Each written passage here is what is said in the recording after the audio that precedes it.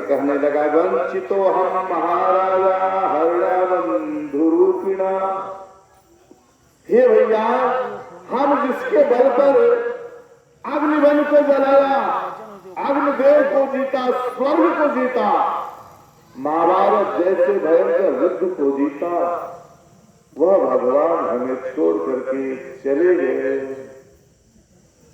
भगवान श्री कृष्ण अपना लीला संवरण करके, समेट करके और अपने दिव्य लोक को पधार गए। महाराज ये सुनते ही सबसे पहले कुंती बुआ का शरीर शांत हो गया। कुंती बुआ मर गए। सबसे पहले धर्मराज युधिष्ठिर ने तुरंत अविलंब अपने पौत्र परीक्षित को बुलाया और उसी वक्त सिंहासन का अधिकार सौंप दिया। सिंहासन पर बैठा दिया परीक्षित को और अपने स्वयं द्रौपदी के साथ चलने लगे। कहने कि अब हम भी चले, संन्यास ग्रहण करके और स्वर्गारोहण उसको कहते हैं महाराज। तब तक पांचों पांडव निकल गए कि भैया हम भी चलेंगे, हम भी चलेंगे, हम भी चलेंगे। द्रौपदी भी चली, सबके साथ एक मिनट के टाइम में महाराज तुरंत राज्याभिषेक किया परीक्षित। आगे लोग तुम संभालो, तुम जानो तुम्हारा काम, हम लोग चले। और धर्मराज पांचों भाई द्रौपदी के साथ निकल गए महाराज। बद्रिकाश्रम के ऊपर गए, जहां महाराज एक एक करके सब लोग गिरते गए, सब लोग गिरते गए, बर्फ में धंसते गए। उस लोक का नाम ग्लेशियर है। ग्लेशियर माने बर्फ का ही पर्वत। उधर बर्फ ही बर्फ रहता है, हमेशा -डिग्री टेम्परेचर में रहता है, कभी इतना टेम्परेचर नहीं होता हमेशा। आजकल तो 2 दिन पहले रास्ता खुला है, 2 दिन पहले जाते हैं लोग, फिर भी -डिग्री टेम्परेचर रहता है। एक एक करके पांचों पांडव गिरते गए, गिरते गए, गिरते गए, कोई एक दूसरे को उठाया नहीं। अंत में द्रौपदी भी गिर गई, बचे धर्मराज। तो धर्मराज जब अंततः बचे तो धर्मराज के लिए दिव्य विमान आया और धर्मराज ने यह पंचभौतिक शरीर छोड़ करके दिव्य स्वरूप धारण करके और विमान में आरूढ़ होकर के और महाराज तुरंत भगवत पार्षदों के संग भगवत धाम को अर्थात धर्मराज तो थे। धर्मराज अवतार लिए थे, धर्म के भी साक्षात मूर्तिमान अवतार थे। देखो दोनों पक्ष में धर्म था, कौरव के पक्ष में भी और पांडव के पक्ष में भी। कौरव पक्ष में विदुर जी धर्म के अवतार थे, धर्म के साक्षात मूर्तिमान रूप थे। मांडव्य ऋषि के श्राप के कारण धर्म को विदुर के रूप में अवतार लेना पड़ा और इधर धर्मराज युधिष्ठिर साक्षात धर्म के अवतार। दोनों में अंतर क्या था कि कौरवों ने धर्म का अपमान किया। विदुर जी को बहुत बुरा दुर्योधन बोला है, दुर्योधन बहुत बुरा बोला है। अभी आगे प्रसंग आएगा, आप बताएंगे। स्वयं धनुष द्वारा निधारी माया, बड़ा मजबूरी में विदुर जी ने कौरव का साथ छोड़ा है। इस प्रकार से चर्चा आती है महाराज। सब उत्तरस्य कन्याम उप एमे वीरावती जनमे गयादिश्य तुरस्ताम उत्पादय सुता। महाराज यह राजा परीक्षित का बड़ा सुंदर महाराज जीवन चर्चा, राज्य चलने लगा। उधर शादी विवाह हुआ तो 4 जनमेजय आदि 4 पुत्रों की प्राप्ति हुई। महाराज एक दिन की बात है, राजा परीक्षित दिग्विजय करने के लिए निकले। एक दिन राजा परीक्षित पेट्रोलिंग में निकले कि चलो मैं देखूं अपना राज्य में प्रजा कैसी है। जहां जाए तहां अपने पिता पितामह इत्यादि धनुर्धर अर्जुन के बारे में, अपने पिता अभिमन्यु के बारे में जहां जाए तहां 10 ग्राम हुआ करता देखते थे। महाराज सभी प्रजाजन प्रशंसा क्या करते थे कि वीर अभिमन्यु ने चक्रव्यूह के 6 द्वार को छेद करके महाराज अकेले प्रविष्ट कर गया।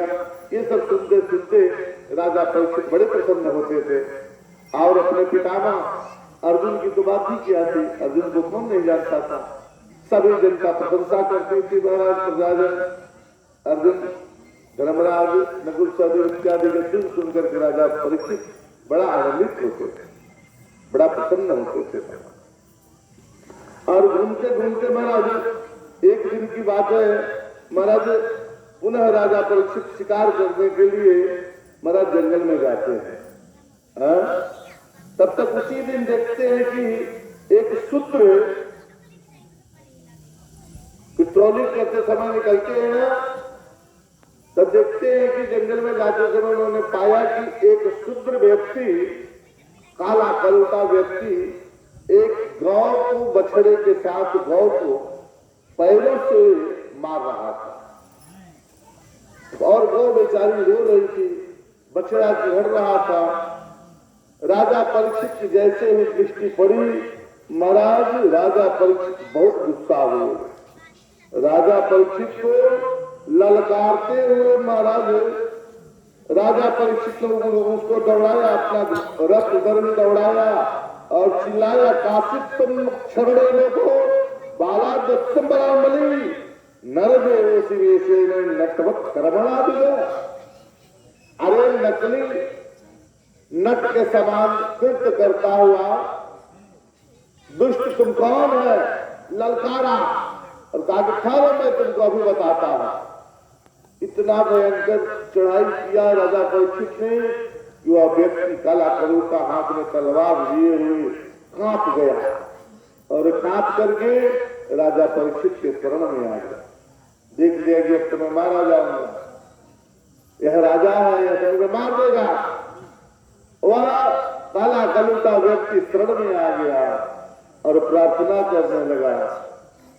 और ये पहले से बाना था महाराज की शरणागत की रक्षा करना धर्म है। शरण में आए हुए को त्यागना नहीं चाहिए, मारना नहीं चाहिए। और वह व्यक्ति शरण में आ गया। परीक्षित क्या वो कैसे मारे, कैसे प्रहार करे, आकर के प्रार्थना करने लगा।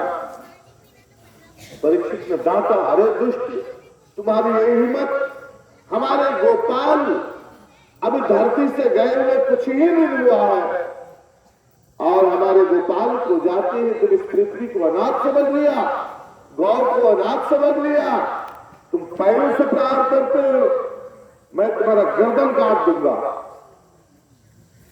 अब वह बेचारा थर्राता हुआ, परीक्षित गुस्सा हो रहे, थर्रा रहा, कांप रहा, हाथ जोड़ रहा, बार बार प्रार्थना कर रहे। राजा से कहा, महाराज हमें भी आप अपने राज्य में रहने का कुछ जगह दे दीजिए, मैं भी आपके शरण में आया हूं, मैं भी आपके राज्य में रहना चाहता हूं। महाराज ठीक वैसा ही आज का समय चल रहा है हमारे देश का, रोहिंग्यों का महाराज आक्रमण ऐसे होता, इतना झुक करके लोग आता था। और जिस समय आया था उस समय की मैं चर्चा करूं, क्या बताऊं, घास बन के आया था एकदम। मारो पीटो कुछ भी करो, दंड दो, काम कराओ, कुछ भी करो, मगर मुझे रखो, ये दशा थी उस समय। और आज वही आतंकवादी बन के हमारे साथी घात करते हैं। यही दशा करने का किया। नटवत कर्मणा दिया, महाराज नट की तरह कर्म करने वाला यह नकली आदमी, बनावटी आदमी परीक्षित के शरण में गिर गया। प्रार्थना करने लगे, महाराज थोड़ी सी जगह मुझे भी दे दो, मैं भी आपके राज्य में रहना चाहता हूं। राजा परीक्षित ने कहा कि तुम कौन है? वह व्यक्ति ने कहा कि प्रभु मेरा नाम कलयुग है, मैं कलयुग हूं, मेरा समय हो चुका है धरती पर आने का, अब मुझे आप जगह दे देते हैं, मैं भी आपके यहाँ रहना चाहता हूं। परीक्षित ने पूछा, तुम्हारा दुर्गुण तो मैंने आंखों देख लिया, ये बताओ कि तुम्हें क्या गुण है कि मैं तुम्हें अपने राज्य में रखूं? दुर्गुण तो भरा पड़ा है तुमने, मगर तुम्हारा एक भी तुमने गुण है कोई अच्छा सा, अच्छा काम कभी किए हो जीवन में, अच्छाई तुमने कुछ है कि तुमको अपने घर में या अपने राज्य में रहने दो? तो महाराज कलयुग ने कहा कि हाँ है। क्या है? कलयुग ने अपना गुण बताया कि सबसे बड़ा मेरा सब कुछ दुर्गुण होने के बावजूद भी एक गुण सबसे अच्छा है कि आज ये फलम नास्ति तपसारे लोगे न समाधिना तत्फल लभते सम्यक कसौ कलौ केशौ कृत। सबसे बड़ा गुण है कि जो फल सतयुग में बड़े दिनों तक ध्यान तपस्या करने के बाद मिलता था, त्रेता में बड़े बड़े कर्मों के बाद मिलता था, द्वापर में बहुत दिनों तक भगवान की अर्चन पूजन मन मन इत्यादि करने के बाद प्राप्त होता था, वही फल हमारे समय में अर्थात कलयुग में भगवान के कीर्तन करने मात्र से प्राप्त हो जाएगा। प्रेम बोलो श्री सीताराम महाराज की। वही फल प्राप्त होगा जो फल सतयुग में हजारों वर्षों तक तपस्या करने के बाद मिलता था, त्रेता में बड़े बड़े यज्ञ करने के बाद मिलता था, द्वापर में कई हजार वर्षों तक भगवान की पूजा करने से जो फल प्राप्त होता था, वही फल कलयुग में केवल भगवान नाम संकीर्तन मात्र से प्राप्त होगा। भगवान नाम लेने मात्र से प्राप्त होगा।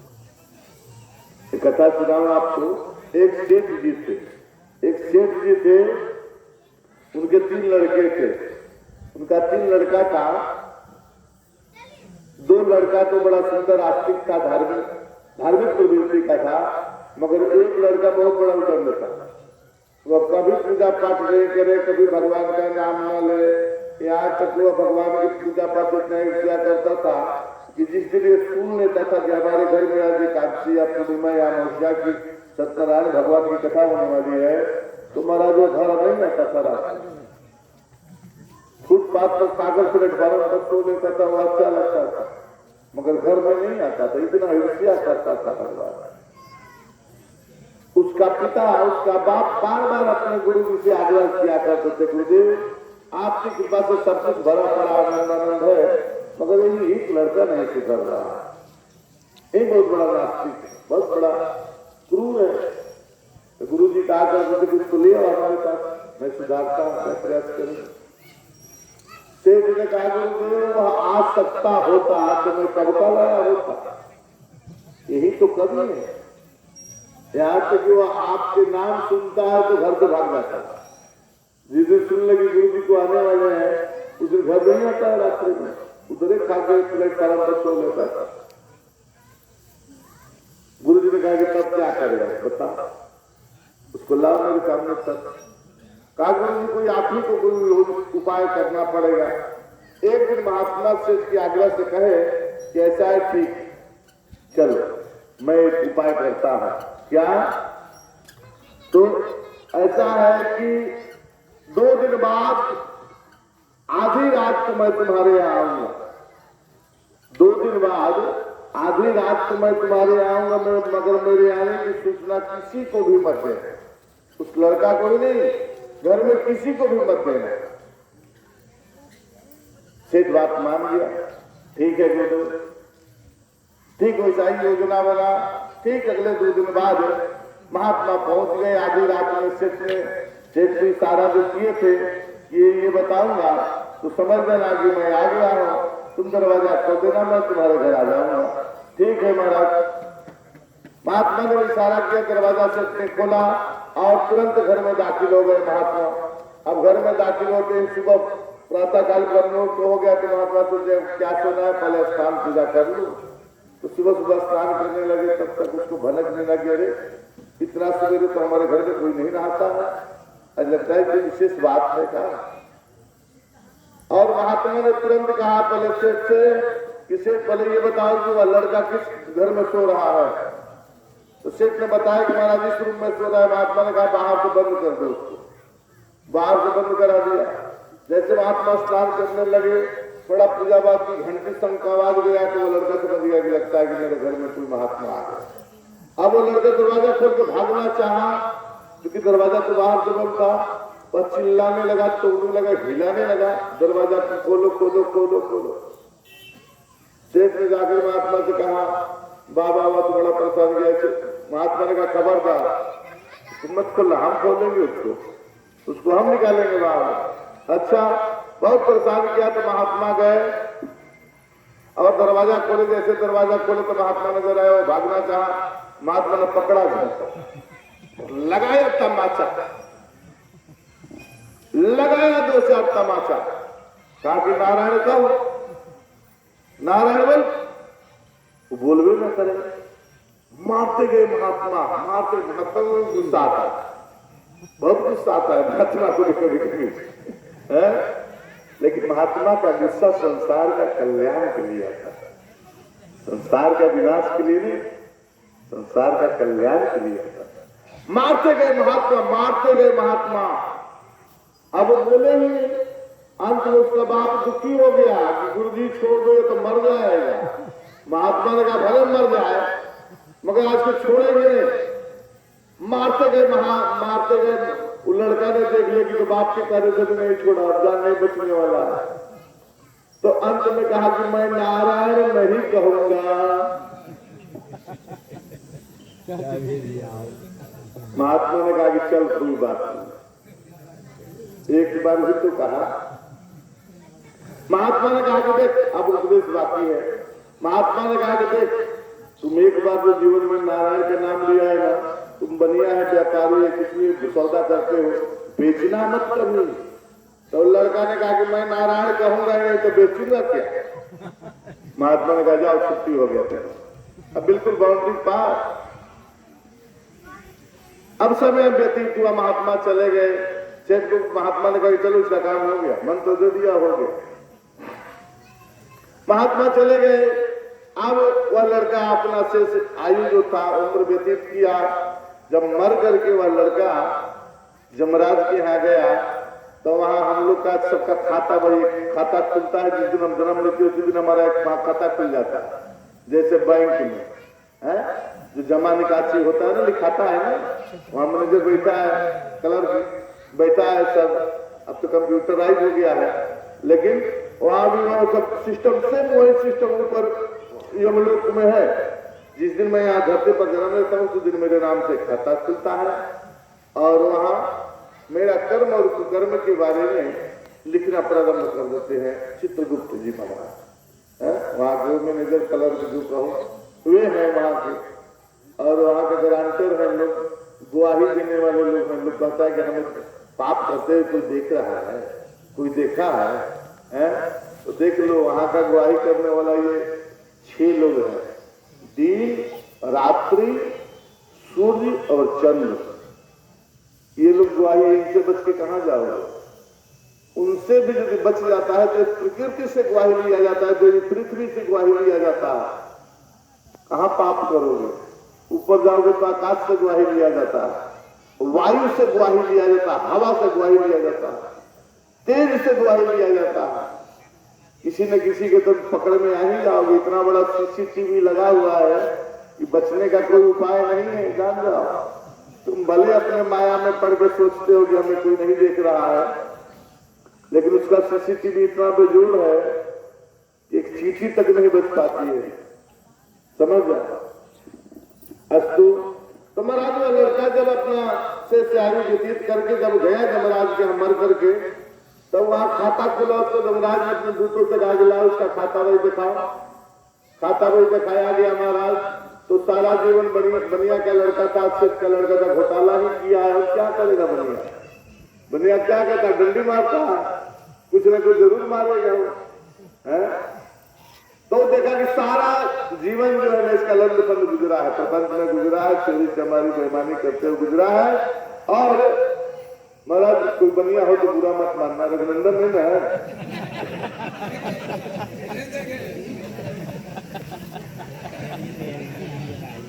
प्रेम से बोलो भक्त वत्सल भगवान की है। तो महाराज देखा सारा जीवन लंबफल है।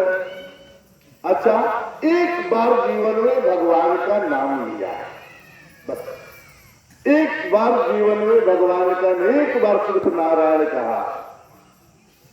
अच्छा, हम सबसे ये बात पूछा जाता है कि तुम पहले अपना पाप कर्म भोगना चाहते हो कि पुण्य कर्म भोगना चाहते हो? सबसे पूछा जाता है। ये भागवत में आगे कथा है कि राजा नृग की। राजा नृग जब मर गए तो पहले पूछा गया कि तुम पाप भोगोगे पहले पुण्य भोगो। हाँ? तो लड़का कहा कि पहले ये बताओ कि हमारा पुण्य क्या है और पाप क्या है। तो यमराज ने कहा कि पाप तो पूछो मत, पाप तो भरा डायरी भरा पड़ा है, पुण्य एक बार केवल भगवान का नाम। तो लड़का कहा कि पुण्य थोड़ा है, कम है, मैं पहले अपना पुण्य ही भोगूंगा, ये बताओ कि क्या पुण्य है। तो एक बार जीवन में भगवान का नाम लिया है, ठीक है, तो एक बार भगवान का नाम लेने का क्या पुण्य है, क्या फल है, ये मुझे बताओ, ये मुझे दो।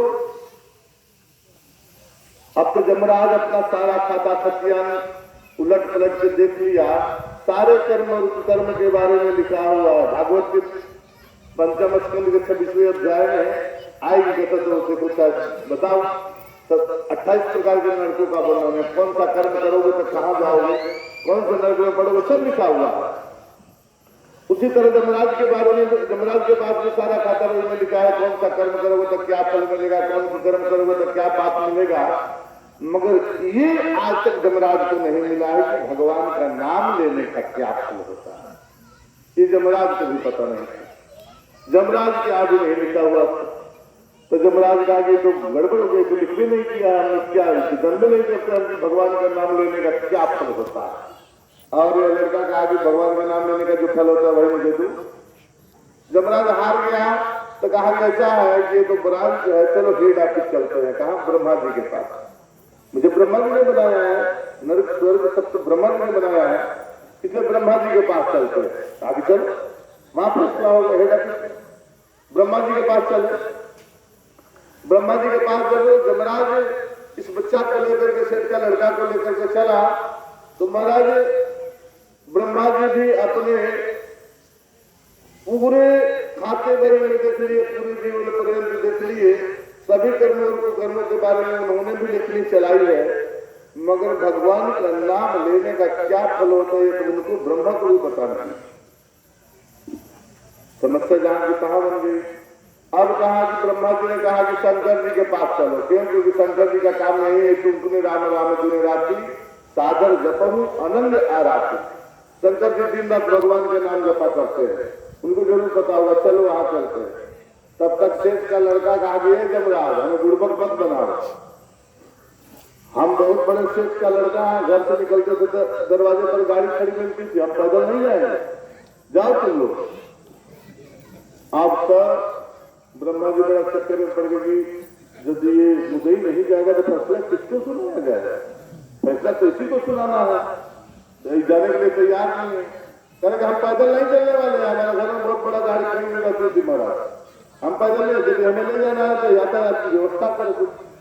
अब वहां तो इतना सुंदर हाईवे है नहीं, नेशनल हाईवे है, वहां क्या हुआ, तो यमराज ने कहा इसको लेकर चलना पड़ेगा। तो ब्रह्मा जी ने कहा तो व्यवस्था करो। तो यमराज ने बड़ा सुंदर एक पालकी मंगाया, पालकी मंगाया, और पालकी में चकाचक दुल्हा से लड़का बैठ गया, और कहार के रूप में एक तरफ ब्रह्मा जी लगे और एक तरफ यमराज लग दिया। अब चकाचक दुल्हा बन के मजा लेते हुए चल रहा है पालकी में। वहां तो शंकर जी के पास कैलाश पर्वत पर चला लो। शंकर जी ने दूर से देखा कि हमारे पिता ब्रह्मा जी पालकी धो रहे हैं, तो उनको बड़ा आश्चर्य हुआ कि कौन वीआईपी आदमी, जिसके लिए ब्रह्मा पालकी धो रहा है तो बहुत बड़ा वीआईपी होगा। शंकर जी दौड़ करके आए, शंकर जी को देख करके यमराज ब्रह्मा पालकी धोते हुए कंधा सहलाने लगे अपना अपना, अरे राम राम राम, पिताजी को प्रणाम किया ब्रह्मा जी। शंकर जी ने कहा यही बाकी रह गया था बुढ़ापा में, पालकी धोने लग गया था, वो भी पूरा कर लिया। ब्रह्मा जी ने कहा कि हमें यमराज ने फंसा दिया। अब शंकर जी बड़े गुस्सा है यमराज, पहले तो राहुल कोई नहीं, हमें बातें मिला, उन्हें बातें तो फंसा दिया तुम। शंकर जी झपाटा मारे यमराज के तरफ। यमराज ने कहा कि हमें यह लड़का फंसा दिया, बनिया है, बड़ा बुद्धिमान है। शंकर जी ने कहा कि दूसरे को फंसा दिया करे, बात क्या है, मैटर क्या है, समस्या बताओ। तो वही बात बताया गया कि जीवात्मा है, नीचे लोग से आया है, पृथ्वी लोग से आया है, और जीवन भर पाप किया है, केवल भगवान का नाम लिया है, और ये कहा कि पहले हमको पुण्य चाहिए। तो ये हम लोग पता करने के लिए आए कि एक बार जो भगवान का नाम लेता है उसको क्या फल मिलता है। हे भोलेनाथ जल्दी बता दो ताकि इससे हम लोग का पिंड छूटे हुआ पुण्य इसको दे करके हम लोग पिंड अपना छोड़ा। आप ये बता दो कि एक बार भगवान का नाम लेने का क्या फल होता है। शंकर जी ने कहा ये तो हम भी नहीं जानते हैं। तो ब्रह्मा जी ने कहा कि तब तुम भी पालकी में लग, नहीं जानते तो तुम भी पालकी में लग। अब क्या हो तो हुआ कि जिसका नाम है उसी के पास चलो, जिसका नाम है ना उसी के पास चलो, तब वो तो बता देगा कि मेरे नाम का ये फल मिलता है। अब कहा तो वैकुंठ चलो। अब वैकुंठ की तैयारी लगी। अब कहा तीन, एक तरफ शंकर जी लगे, जमराज लगे, जब जमराज थके तो ब्रह्मा लगे, ब्रह्मा थके तो शंकर जी लगे। बारी बारी से बेचारे पालकी अच्छा खासा दुल्हा बन के बैठा है, वो सब कर रहा है, मजा ले रहा है पालकी। धोते धोते धोते धोते धोते धोते वैकुंठ में भी लोग गया तो भगवान वैकुंठनाथ भी देखे कि अरे तो बहुत बड़ा वीआईपी है। तब तो शंकर बाबा ब्रह्मा बाबा ये पालकी हो रहा है, जबरदस्ती ला रहा है तो जरूर तो वीआईपी आदमी होगा या बहुत बड़ा तपस्वी होगा या। भगवान भी वैकुंठ से निकले, भगवान को देख करके ब्रह्मा शंकर इत्यादि जो भी लोग पालकी रखा, भगवान के चरणों में प्रणाम किया, भगवान के जय जय। अब यही बाकी रह गया था बुढ़ापा में आप लोग को, यही काम रह गया था बस, बाकी वो भी कर लियो बढ़िया।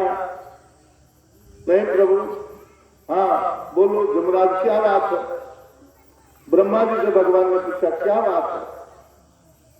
ब्रह्मा जी ने कहा कि प्रभु बात समस्या ये है कि यह जीवात्मा है नीचे के लोक से आया है, नीचे के लोक से मृत्यु लोक से आया है और सेठ का लड़का है और जीवन भर लंबन प्रबंध किया है।